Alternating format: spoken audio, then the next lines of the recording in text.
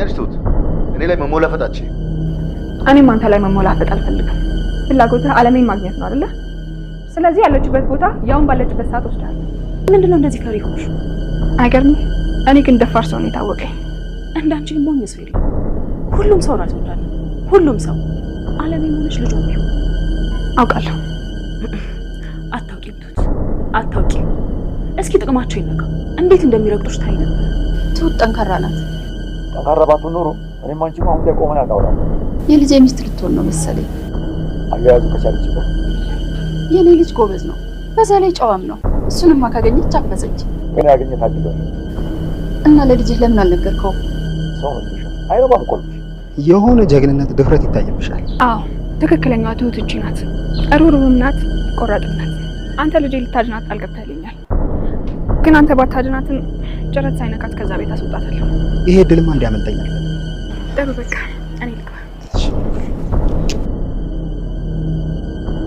ትሁት ለማመን የሚያዳግት ነገር ግን ለአቶ ጊዜ እጅግ አስገዳጅ የሆነ የድርድር ሐሳብ አቀረበች። ድርድሩ ግልጽ ነው። አቶ ጊዜ ልጇን ይመልስላታል። እሷ ደግሞ በምላሹ አለሜ ወዳለችበት ቦታ ትወስደዋለች። ሁለቱም በዚህ ስምምነት ተስማምተዋል። ቤቲም የትሁትን ውሳኔ በሙሉ ልብ ደገፈችው። የዋህና ምስኪን ይመስላሉ እንጂ ጥቅማቸውን ከነካሽባቸው ወደ አውሬነት መቀየራቸው አይቀሬ ነው ስትል መከረቻት። ስለዚህ ለማንም ብለሽ የልጅሽን ሕይወት መስዋዕት አታድርጊ የሚል ጠንካራ ምክር አከለችበት። ንግግራቸውን ከመቋጨታቸው በፊት ግን ቤቲ አንድ ጥያቄ አነሳች። አቶ ጊዜ አለሜን ከማግኘቱ በፊት እሷ እንድታገኛት ትሁትን ጠየቀቻት። ትሁት ግን ወዲያው አልመለሰችም። አስቤበት አሳውቅሻለሁ የሚል አጭር ምላሽ ሰጠቻት። አባባና አለሜ ቁጭ ብለው ስለ ትሁት ደግነትና ብርታት በታላቅ አክብሮትና ትህትና እያወጉ ነው። ሁለቱም ትሁት በሕይወታቸው የዋለችላቸውን የማይረሳ ውለታ እያስታወሱ በምስጋና ተሞልተዋል። አለሜ ለዋለችልኝ ውለታ ምላሽ ይሆን ዘንድ የኔን ጨዋና ጠንካራ ልጅ ድርለታለሁ ስትል፣ አባባ ደግሞ ውለታ ሊባል የሚችለውማ የኔን ትሁት የሚያገባው ሰው ነው በማለት በልጆቻቸው መካከል የነበረው ጨዋታ ወደ የኔ ይበልጣል ክርክር አመራ። ሁለቱም ስለ ልጆቻቸው ብቃትና ጥንካሬ ሲፎካከሩ ቆዩ። በመጨረሻም አለሜ በትሁት ልዩ ማንነት ተረታች። እንደ ትሁት ያለች ልጅ የትም አትገኝም በማለት እውነታውን አመነች። በመቀጠልም ስለናፈቀቻት አባባን እንድትመጣ ደውልላት ስትል ጠየቀችው። ትሁትና ናቲ ተገናኝተው ጨዋታቸውን ይዘዋል። ናቲ በትሁት ላይ የሚመለከተው አዲሱ መንፈስ አስደምሞታል። የደግነቷ፣ የቆራጥነቷና የእናትነት ስሜቷ ተዋህዶ የፈጠረባት ጥንካሬ በፊቷ ላይ ይነበባል። ናቲ ግን በፖሊሱ ምላሽ ተስፋ መቁረጡን ነገራት። ከተደጋጋሚ ድወላ በኋላ ስልኩን አንስቶ እኛ እንደውልሃለን ከማለት ውጭ ምንም አዲስ ነገር የለም ማለት። ትሁት ግን ተስፋ ባለመቁረጥ አጽናናቸው። አይዞህ በርታ፣ ሁሉም ነገር ከልኩ አያልፍም ስትል አበረታቸው። ቀጠል አድርጋም ስደውልልህ ግን በገባው ቃል መሰረት መጥተህ ልጄን ከዚህ ቤት በሰላም ይዛት እንድትወጣ ነው የምፈልገው ስትለው ናቲ በታላቅ ደስታና ቁርጠኝነት ጥያቄውን ተቀበለ።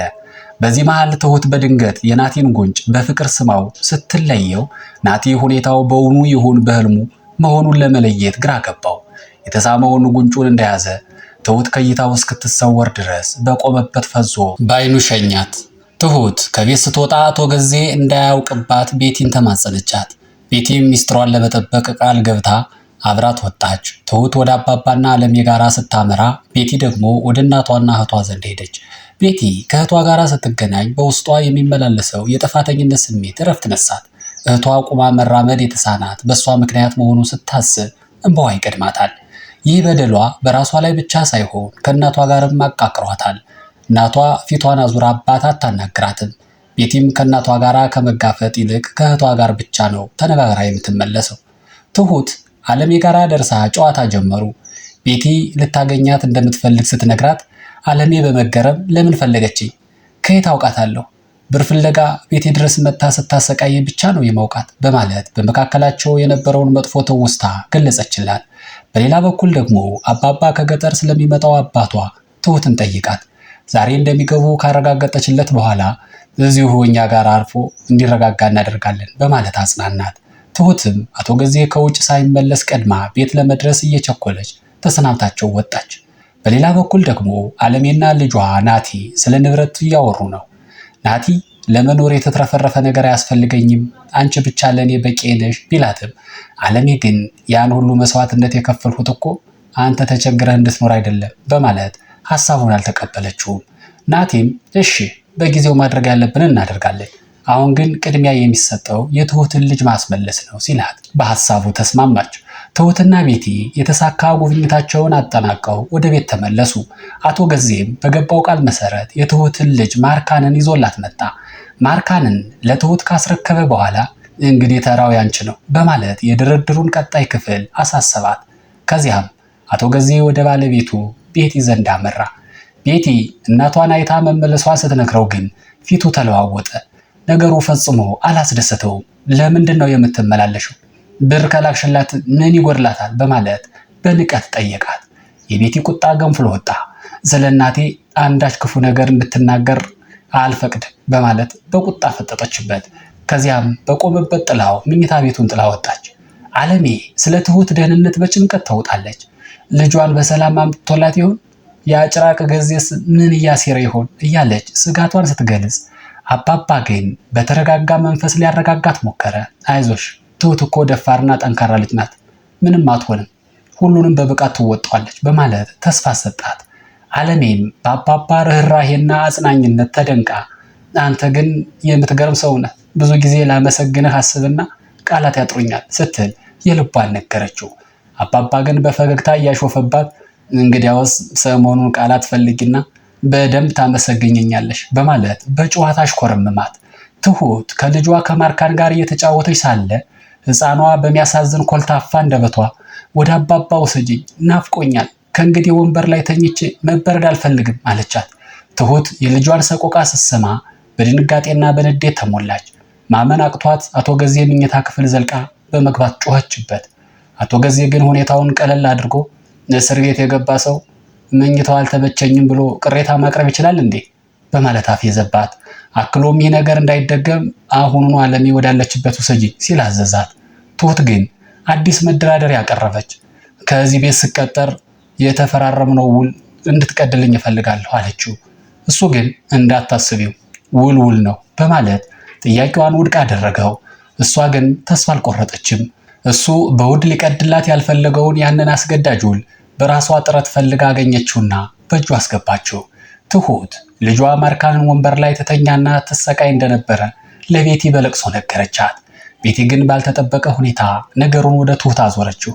ይህ ሁሉ የሆነው በአንቺ ጥፋት ነው፣ ለዓለሜና ለልጇ ብለሽ ልጅሽን መተው አልነበረብሽም ስትል በቁጭት መከረቻት። አክላም አሁንም ቢሆን የልጇን ሕይወት ለማትረፍና ከዚህ ስቃይ ለመውጣት ብልህ መሆን እንዳለባትና ልጇን ይዛ እንድታመልጥ ጠንከር ያለ ምክር ሰጠቻት። አባባ ለናቲ ጠንከር ያለና አባታዊነት ምክር እየለገሰው ነው። እናቱን አለሜን ከገጠማት ፍርሃትና ራሷን ከመጠራጠር አዙሪት አውጥቶ ወደ ቀደመ በራሷ የምትተማመን ሴትነቷ እንድትመለስ እንዲረዳት አሳሰበው። ትሁቴ ያን ሁሉ መከራ አልፋና መስዋዕትነት ከፍላ እናትን ከነበረችበት የጨለማ ሕይወት አውጥታታለች። አሁን ደግሞ ተራው ያንተ ነው፣ ወደ ድሮ ማንነቷ ልትመልሳት ይገባል ሲል መከረው። ናቲም የአባባን ምክር በትህትና አዳምጦ ምስጋናውን አቀረበ። አባባም በትሁት ላይ ያለውን ጽኑ ፍቅርና እምነት ሲገልጽ እኔ ለትሁቴ የማላደርገው ምንም ነገር የለም፣ ሁሉንም ነገር ያደረኩትም ሆነ የማደርገው ለሷ ስል ነው አለው። አቶ ገዜ ከትሁት ጋር ወሳኝ ንግግር ለማድረግ ቆርጧል። እስከዚያው ግን ቤቲ ሕፃኗን ማርካን እንድታጫውት ትዕዛዝ አስተላለፈ። ቤቲ ከማርካን ጋር ስትጫወት ግን የሆነ መጥፎ ትዝታ ውስጥ የገባች ትመስላለች። አይኖቿ በእንባ ተሞልተው ያለፈው ቁስሏ አገረሸባት። በሌላ በኩል አቶ ገዜ ለትሁት ነገ የግድ ካለሜ ጋር ልታገናኘኝ ይገባል ሲል አስጠነቀቃት። ትሁትም ብልህ በሆነ መንገድ እሺ ቤት ካልመጣሽ ልጅሽን ይገድልብሻል ብዬ ነግራታለሁ፣ ያን ጊዜ መምጣቱ አይቀሬ ነው በማለት መለሰችለት። አቶ ገዜ በትሁት ሐሳብ ተስማምቶ ነገ እስኪነጋ በታላቅ ተስፋ መጠባበቅ ጀመረ። ትሁት ግን አርፋ አልተቀመጠችም። አቶ ገዜ በተስፋ ሲጠባበቅ እሷ ግን በቤት ውስጥ ያሉትንና ለድሉ አስፈላጊ ናቸው ብላ ያሰበቻቸውን ሚስጥራዊ መረጃዎች ሁሉ አንድ ባንድ እያሰባሰበች ነው። አቶ ገዜ በቀጠሮ መሰረት አለሜ ባለመምጣቷ ትዕግስቱ ተሟጦ አልቋል። ጣሙሮ ልጅሽን ይዘሽ ነይ እያለ ትሁት ላይ ሲጮህ ባልተጠበቀ ሁኔታ ድንገት አለሜ ከፊቱ ከቻለች። ከሰማይ ትውረድ ከምድር ትውጣ ባልታወቀ ፍጥነት የፈለከኝን አይደለም ስትል ፊት ለፊት ተጋፈጠችው። አቶ ገዜ ባየው ነገር ክው ብሎ ቀረ። ከአንደበቱ አንዲት ቃል እንኳ ማውጣት አልቻለም። ሰውነቱ ሁሉ በከባድ ድንጋጤ ሲንቀጠቀጥና መላ አካሉ ሲርድ ይታያል። የዓለሜ በድንገት መከሰት የአቶ ገዜን ትዕቢት በአንድ አፍታ አክስሞታል። እንግዲህ ድራማው እጅግ አስደሳችና አጓጊ ምዕራፍ ላይ ደርሷል። ዓለሜ በድንገት መከሰቷ አቶ ገዜን ክው አድርጎታል። ትሁት ያሰባሰበቻቸው ወሳኝ መረጃዎችና ናቲ በበኩሉ ያዘጋጀው ድንገተኛ እርምጃ ደግሞ የጨዋታውን ሕግ ወደ ሌላ አቅጣጫ ሊቀይሩት እንደሚችሉ ይጠበቃል። በቀጣይ ክፍል የአቶ ገዜ ድንጋጤ ወደ ምን አይነት ግብግብ ይለወጥ ይሆን? ትሁትና ናቲስ ፖሊሱን ይዘው ይከሰቱ ይሆን? ለእነዚህና ለሌሎች አጓጊ ጥያቄዎች ምላሽ ይዘን እስከምንገናኝ ድረስ በሰላም ቆዩ።